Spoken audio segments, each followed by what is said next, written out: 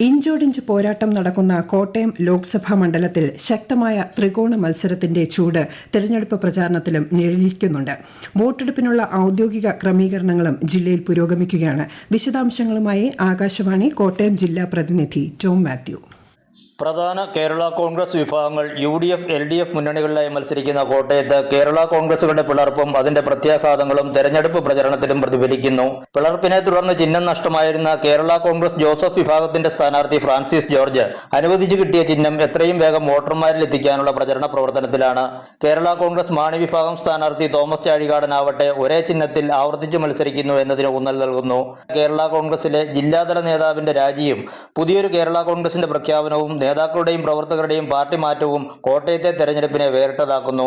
മണ്ഡല പര്യടനത്തിനൊപ്പം പരമാവധി വോട്ടർമാരെ നേരിൽ കാണാൻ കൂടി ശ്രമിക്കുന്ന NDA സ്ഥാനാർത്ഥി തുഷാർ വെള്ളാപ്പള്ളിക്ക് വേണ്ടി കലാസാംസ്കാരിക ജാഥയും മണ്ഡലം ചുറ്റുന്നു. പോളിംഗ് ബൂത്തുകളുടെയും പോളിംഗ് ഉദ്യോഗസ്ഥരുടെയും നിർണയം പൂർത്തിയാക്കി ജില്ലയിൽ പോളിംഗ് ഉദ്യോഗസ്ഥരുടെ പരിശീലനവും വോട്ടിംഗ് യന്ത്രങ്ങളുടെ വിന്യാസവും നടന്നുവരുന്നു.